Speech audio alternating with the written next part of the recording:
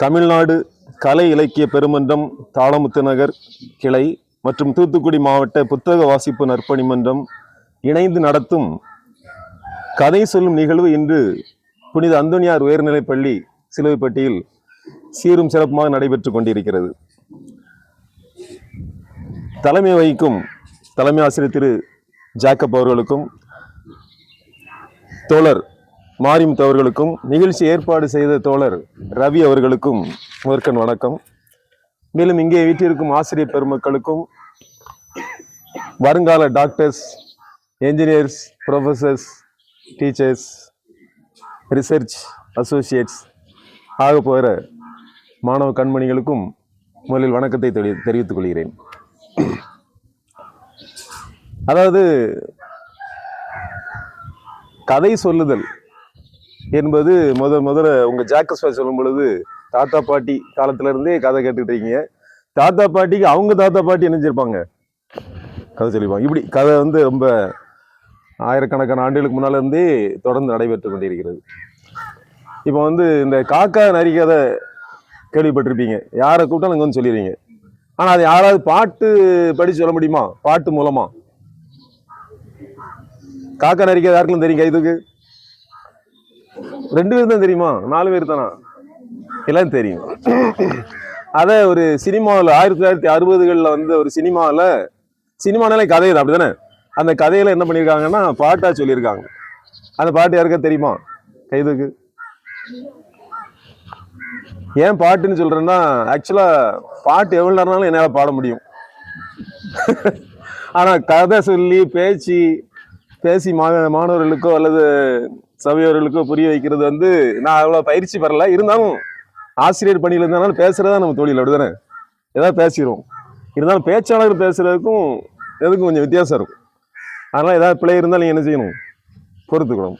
பாட்டு அப்படிங்கும் பொழுது இப்ப அந்த காக்கா நரிக்காத பாட்டை நான் பாடுறேன், கேளுங்க. சரியா?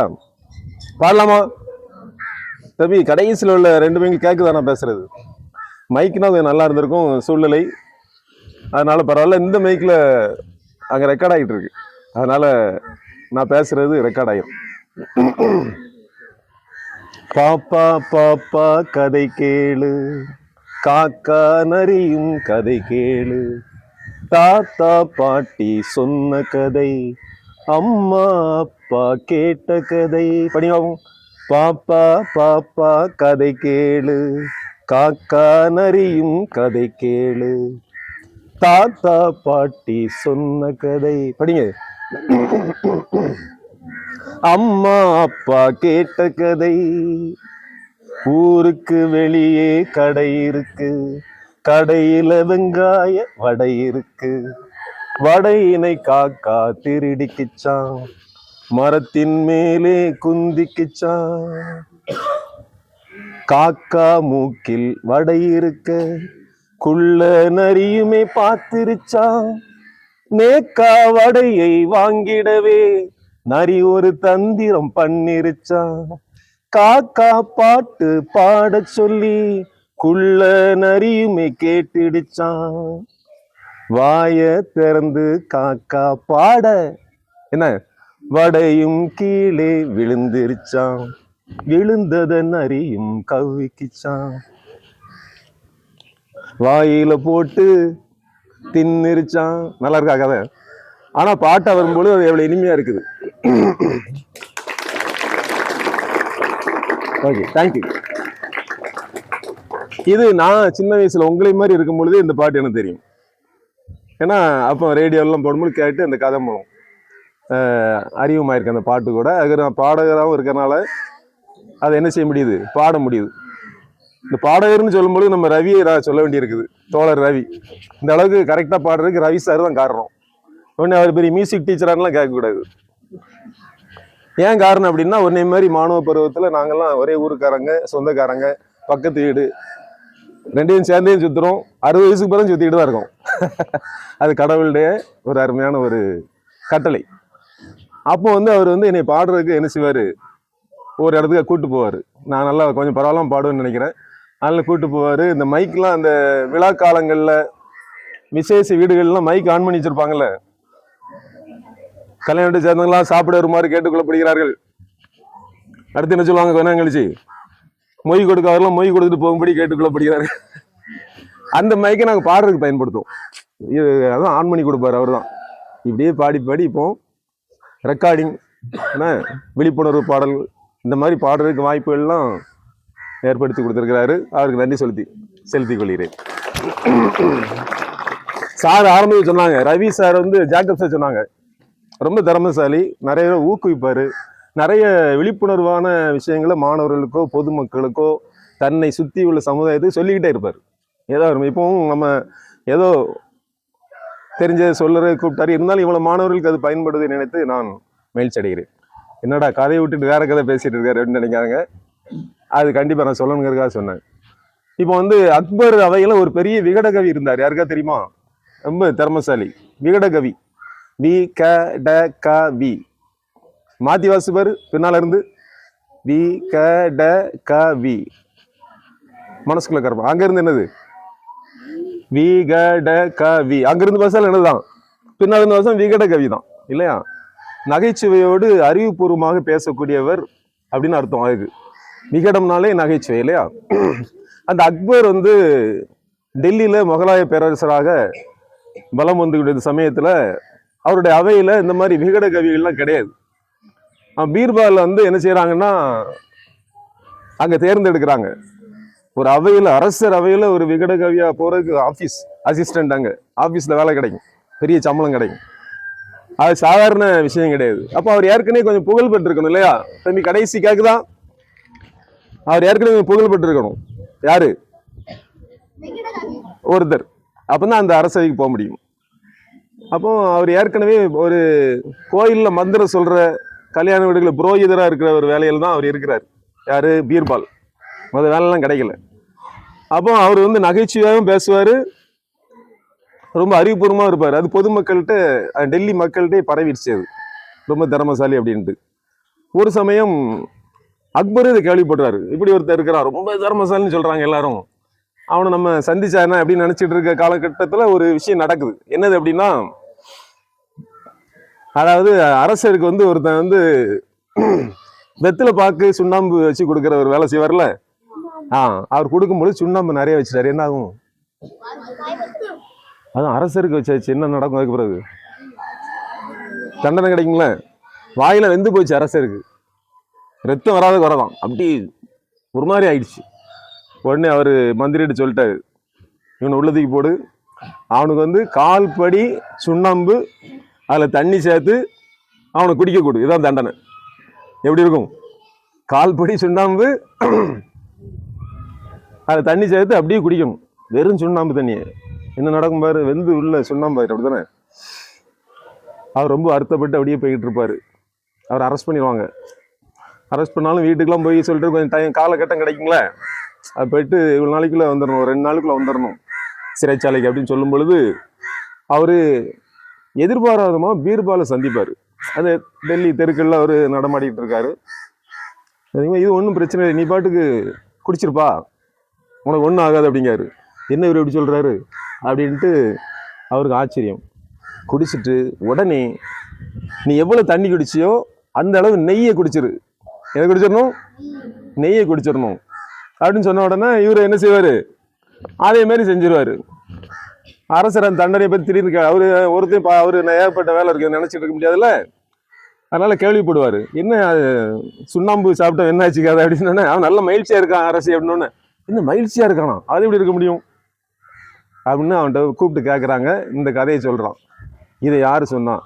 ஆமா, பீர்பால்னு ஒருத்தர் என்ன செஞ்சாரு, எனக்கு சொன்னாருன்னா பீர்பாலை கூப்பிடு, அன்னைக்கு அப்பாயின்மெண்ட், யூ ஆர் அப்பாயிண்டட் அப்படின்னு சொல்லியாச்சு.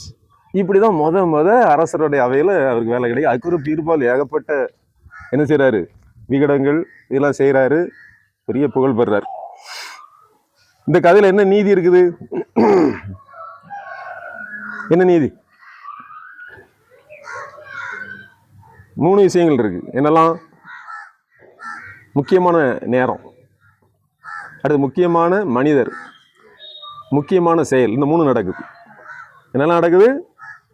முக்கியமான நேரம், முக்கியமான செயல், முக்கியமான மனிதர், முக்கியமான செயல். முக்கியமான நேரங்கிற என்னது? அவன் சந்திச்சான் பாத்தியா யார? பீர்பாலை சந்திச்சதுதான் முக்கியமான நேரம். முக்கியமான மனிதர் யாரு? பீர்பால். முக்கியமான செயல் என்னது? அவர் ஒரு நன்மை செஞ்சார்ல, இது செஞ்சா நல்லது கிடைக்கும். இதுதான்.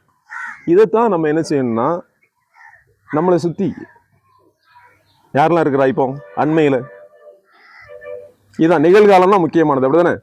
இப்பதான் நீ செயல்படுத்த முடியும். முக்கியமான நேரம். அடுத்தது முக்கியமான மனிதர் யாரு?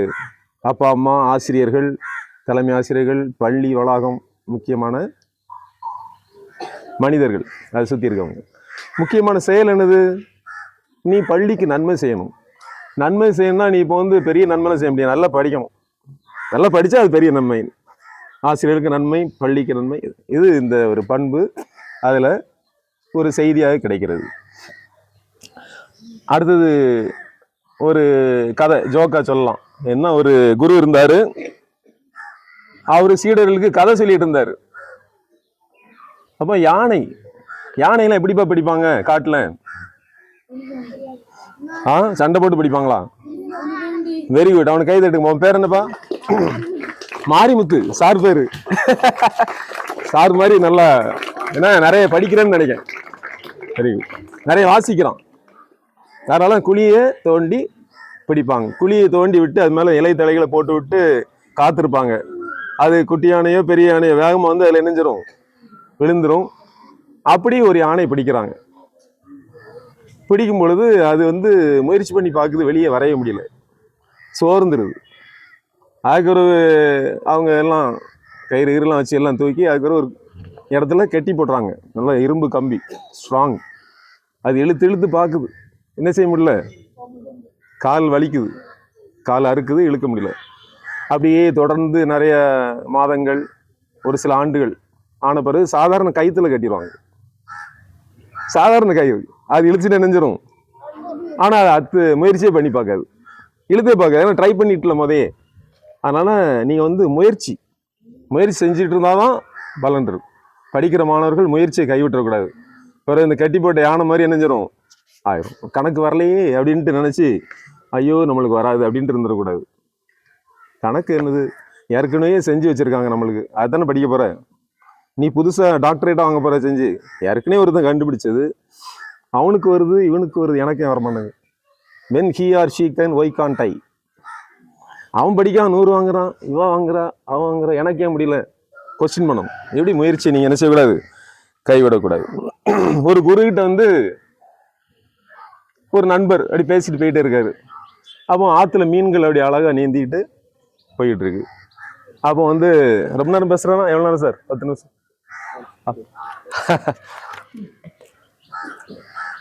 அத குரு ரசிக்கிறத சொல்றாரு நண்பர்கள்ட்ட. அந்த நண்பர்கிட்ட என்ன மகிழ்ச்சியா நீந்தி போயிட்டு இருக்கு பாத்தீங்களா அப்படிங்காரு. உடனே அவர் சொல்றாரு, அது மகிழ்ச்சியா இருக்குன்னு உங்கள்கிட்ட சொல்லிச்சா? எப்படி மகிழ்ச்சின்னு நீங்க சொல்லலாம்? அது ஹாப்பியா போயிட்டு இருக்கு உங்ககிட்ட சொல்லிச்சுதா? அது பாசம் உங்களுக்கு எப்படி தெரியும்? உடனே அவர் சொல்றாரு, நீ நானாக முடியாது, நான் நீ ஆக முடியாது. என்னுடைய எண்ணம் உன் எண்ணம் அல்ல. ஒவ்வொருக்கும் ஒரு தனி திறமை இருக்கும், தனி எண்ணம் இருக்கும். அப்படிங்கிறது இந்த கதையில நம்மளுக்கு புரியுது. அது யாரையும் குறைச்சி மதிப்பிட்டுறக்கூடாது. இவன் தானே இவரா அப்படின்னு நினைச்சிடக்கூடாது. இவனா 30 மார்க் தான் வாங்குவா அப்படின்னு நினைச்சிடக்கூடாது. அவன் 100 வாங்கிடுவா கொஞ்ச நாள் கழிச்சு. அந்த பையன் 100 மார்க் வாங்கிடுவான். குறைச்சி மதிப்பிடுவாங்க. அப்படிங்கிறதுக்கு ஒரு சிறிய கதை.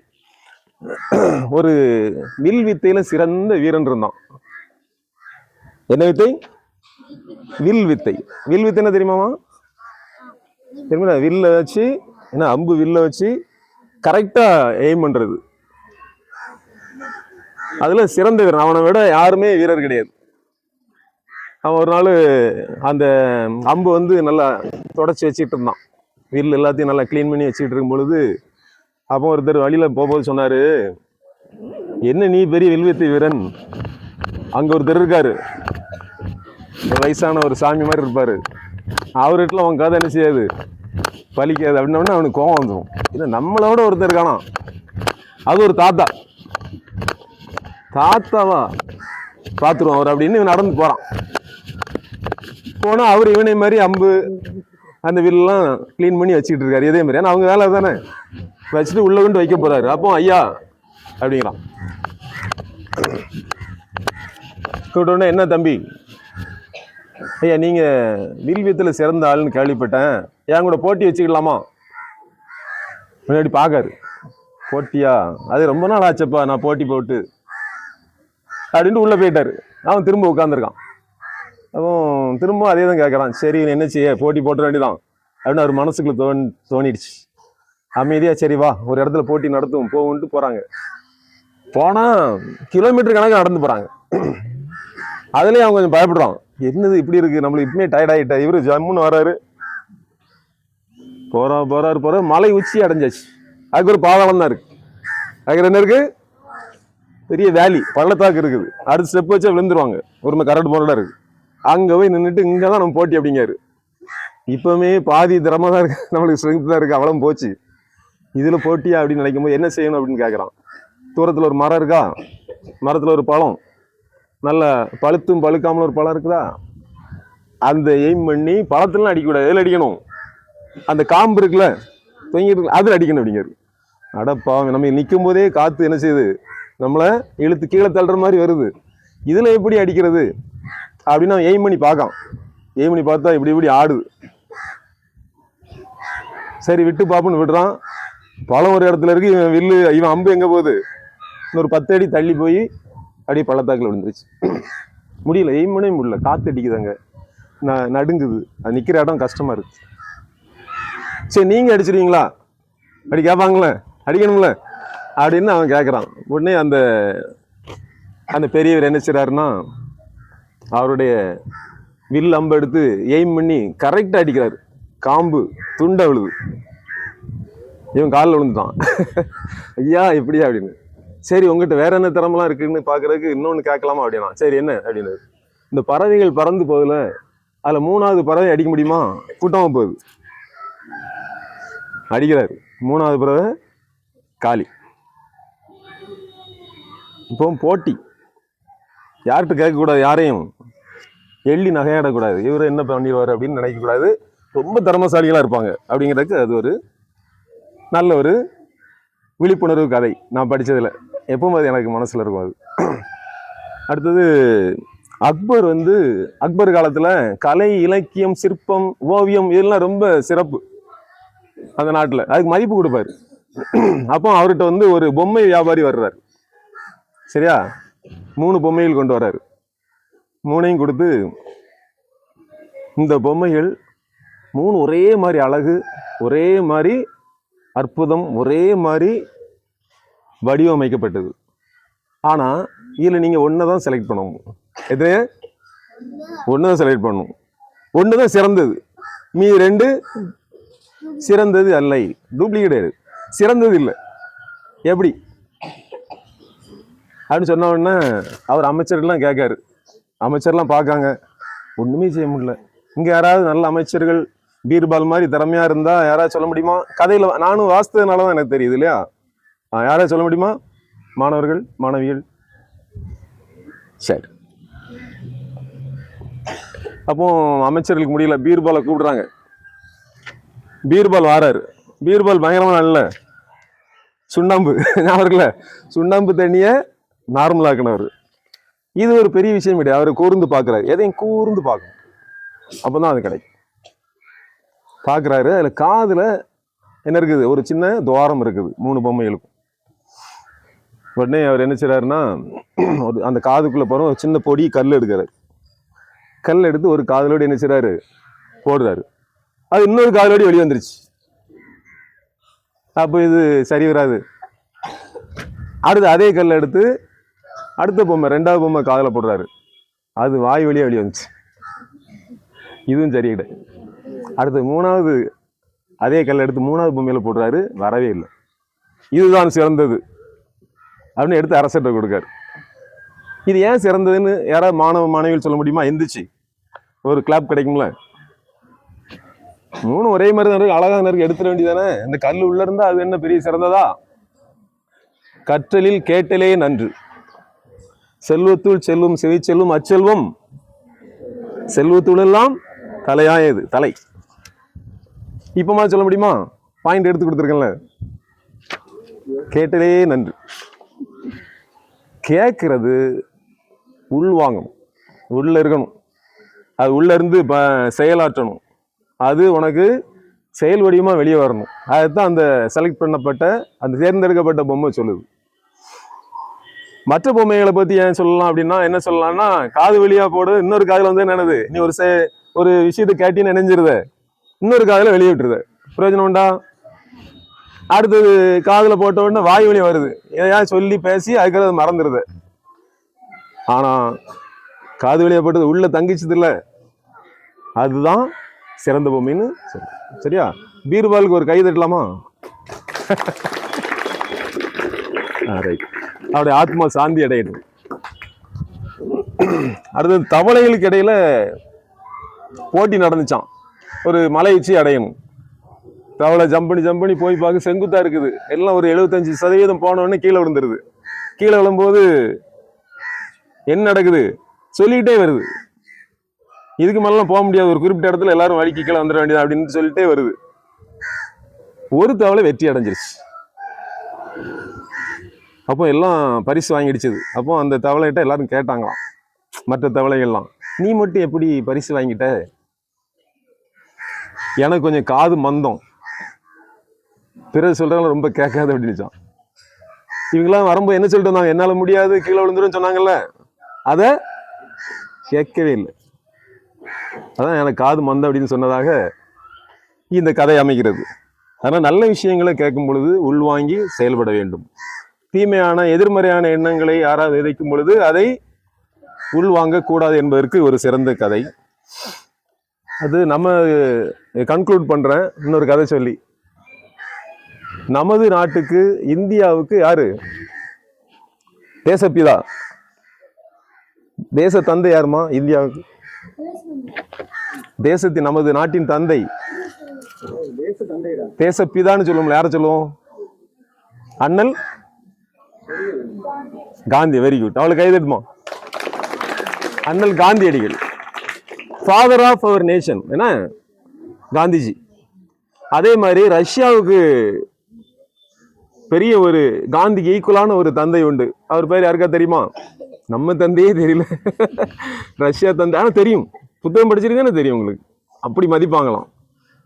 அவர் ஏன்னா லியோ டால்ஸ்டாய். லியோ டால்ஸ்டாய் அப்படிங்கிறவர் பெரிய கோடீஸ்வரர். அவருடைய தன்னுடைய சொத்து சுகங்களை எல்லாம் பொது நலனுக்கு பயன்படுத்தினதாக வரலாறு சொல்லுது. அவரு தான் நம்மளுடைய அண்ணல் காந்தியுடைய மானசீக குரு.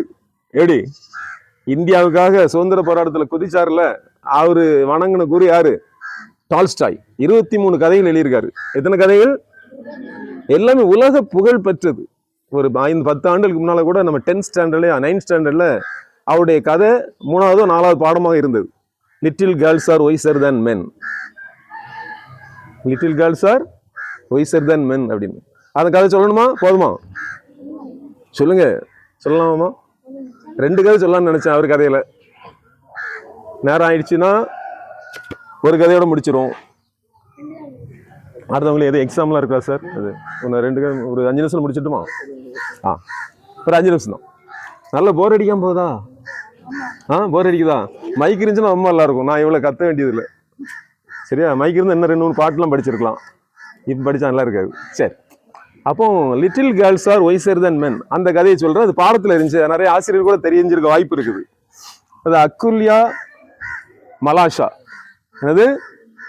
அக்குல்யா மலாஷான்னு 2 சிறு குழந்தைகள் இருந்தாங்க, 2 பெண் குழந்தைகள்.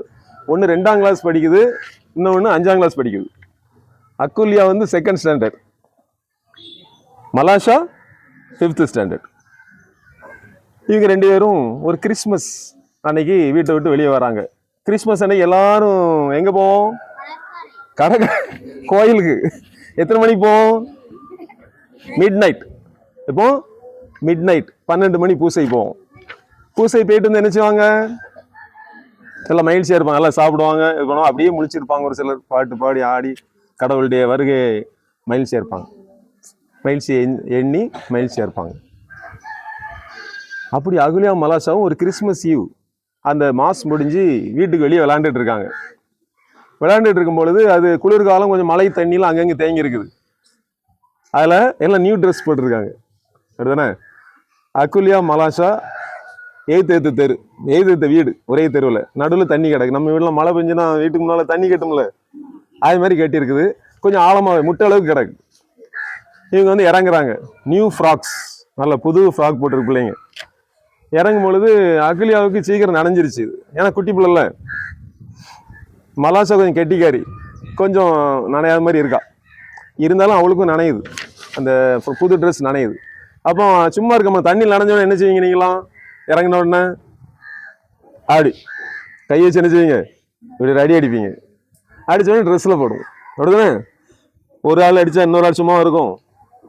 அவங்களும் என்ன செய்வாங்க? இப்படி அடிப்பாங்க. இப்படி அடிக்க அடிக்க புது ட்ரெஸ்ஸில் கொஞ்சம் அது அழுக்கு தண்ணியாகவும் இருக்குது. அழுக்காயிடுச்சு. பிள்ளைங்களுக்கு அழுக்கெல்லாம் தெரியாதுல்ல சின்ன வயசுல, தண்ணி அவ்வளோதான் ஹாப்பி. இப்போ வந்து அகுலியாவுடைய அம்மா வந்துட்டாங்க வெளியே. சின்ன பிள்ளைன்னு தெரியாமல் அது பாட்டு தண்ணி அடித்து அழுக்காக்கிட்டேன் என் பிள்ளைய அப்படின்னு அந்த பிள்ளைய முதுகில் எடுத்து தட்டிட்டாங்க. யார? மலாஷாவை.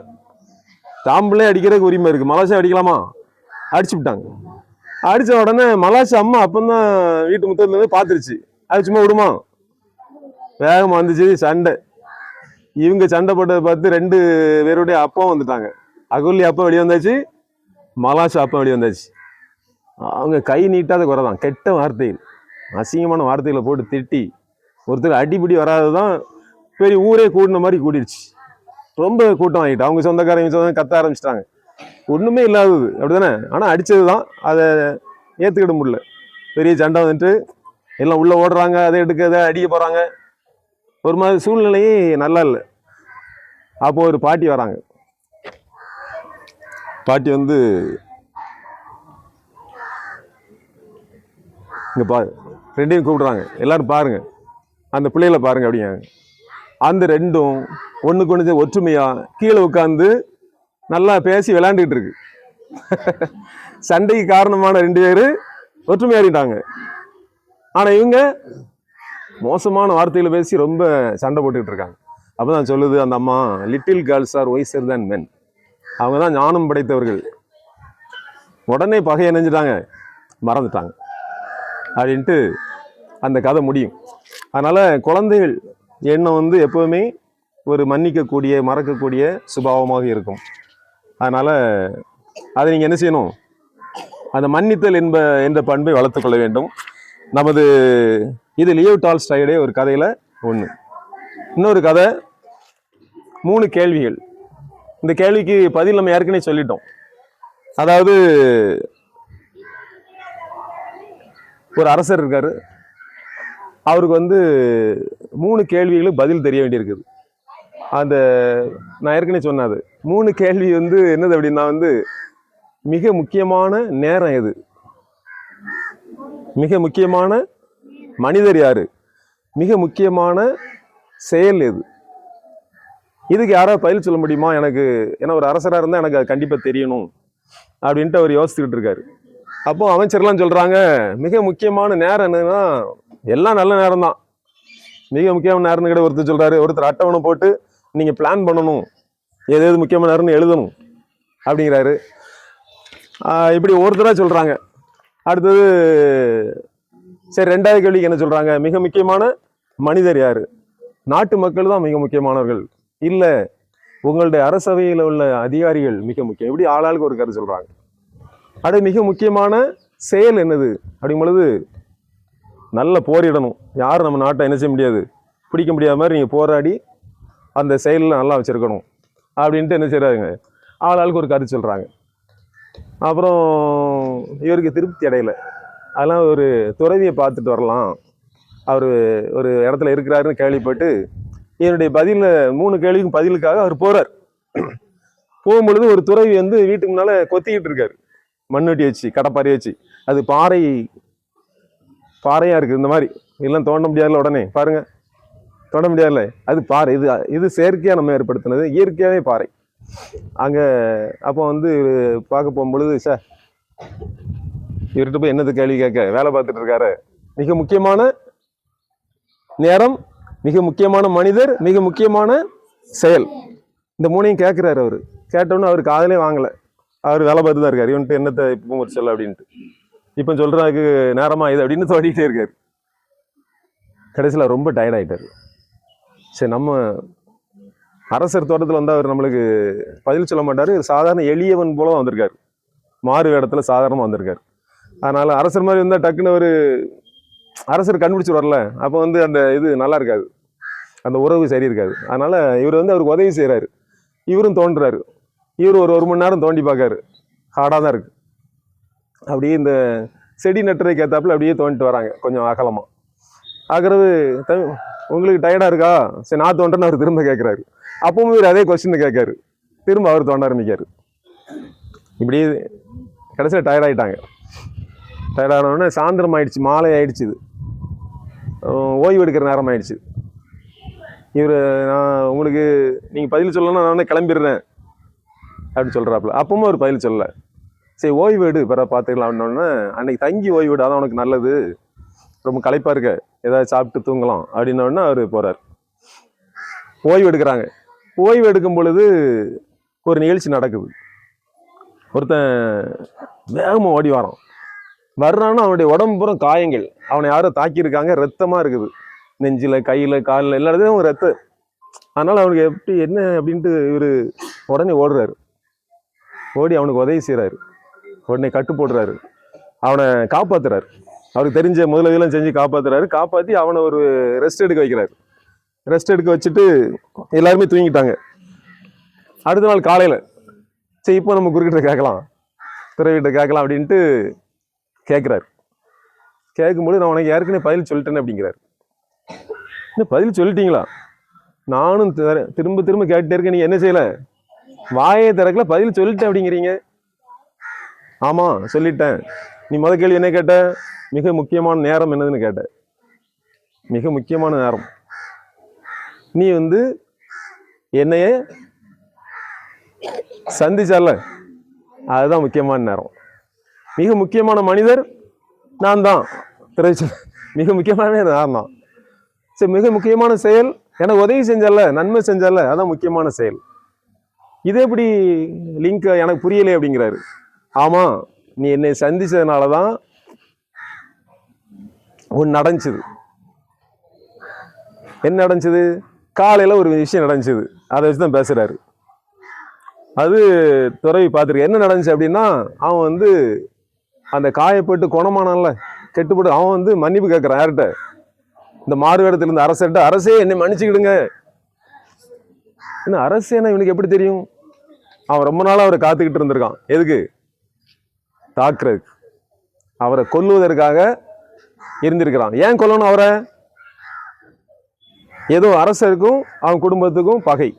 என்ன பகைன்னா, அவனுடைய சகோதரனுடைய சொத்தை அபகரித்து அவனை மரண தண்டனை நிறைவேற்றியவர் தான் இந்த அரசர். அதனால இவனை இந்த அரசரை காலி பண்ணு தான் வந்திருக்கான் அப்படிங்கிற உண்மையை அரசர்கிட்டே சொல்றான். இந்த எண்ணத்தோட வந்தேன், நீங்க என்னை காப்பாத்தி எனக்கு வந்து உயிரை எனக்கு காப்பாத்தி கொடுத்துட்டீங்க, என்னை மன்னிச்சுக்கிடுங்க காலில் விடுறான். இதை துறவி பார்த்துருக்காரு. அவன் சொல்றாரு, நீ மட்டும் என்னை வந்து சந்திக்கல அப்படின்னு என்ன நடந்திருக்கும் அப்படின்னா, நீ வெளியே இருந்திருப்ப, உன்னை இணைஞ்சிருப்பான், கொண்டிருப்பான். அல்லது நீ சீக்கிரமே கிளம்பலாம் நினைச்சால, நீ வீட்டுக்கு போயிருந்தாலும் அவன் இணைஞ்சிருப்பான், உன்னை காலி பண்ணியிருப்பான். அப்ப அவனுக்கு இந்த நிலையை ஏற்படுத்தியது யாரு அப்படின்னா, இந்த அரசருக்கு அங்க இருந்த பாதுகாவலர்கள் அங்கங்க காத்திருப்பாங்களா, அவங்க தான் அவனை இணைஞ்சிருக்காங்க, அரசரை கொல்ல வந்திருக்கான்னு தாக்கியிருக்காங்க. அதனால இவர் வந்து அரசரே காப்பாத்தினாலும் அவன் நன்றியோடு இருந்திருக்கான். அதனால அவர் என்ன சொல்றாருன்னா, இன்னொரு முக்கியமான நேரம் இருக்குது. என்னது? நீ அவனை சந்தித்தது. யார? குத்துயிரும் கொலையுமா ஓடி வந்து விழுந்தான்ல, அவனை சந்திச்சது முக்கியமான நேரம். அடுத்து மிக முக்கியமான மனிதர் யாரு? அவன் தான் அவனுக்கு முக்கியமான மனிதர். மிக முக்கியமான செயல் என்னது? அவனுக்கு நீ நன்மை செஞ்சு அவனை காப்பாத்திட்ட. அதனால் அன்பான மாணவ செல்வங்களே, நாம் 4 விதமாக சிந்திக்கணும். உங்களுடைய டியூட்டி, உங்களுடைய கடமை இந்த 3 கொஸ்டின்லையும் அடங்கி இருக்குது. Duty to yourself, duty to your parents and teachers, மூணாவது duty to your neighbour students. நாலாவது டியூட்டி டு யுவர் சொசைட்டி. அதாவது உனக்கு செய்யக்கூடிய கடமைகள் நிறைய இருக்கு. உன்னுடைய பெற்றோருக்கும் ஆசிரியருக்கும் நீ செய்யக்கூடிய கடமைகள் வாழ்நாள் முழுவதும் இருக்குது. உன்னுடைய சக நண்பர்களுக்கு செய்யக்கூடிய கடமைகள் இருக்குது. அதான் duty to your neighbour students. அதெல்லாம் முடிச்சுட்டு டியூட்டி டு த சொசைட்டி.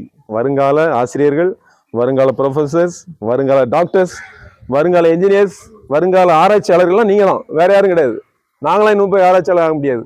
நீ தான் இந்தியாவின் முதுகெலும்பு. அதனால இந்த 4 கடமைகளை நீங்கள் சிறப்போடு நிறைவேற்ற எல்லாமுள்ள இறைவனை வேண்டி வாய்ப்புக்கு நன்றி கூறி அமர்கிறேன்.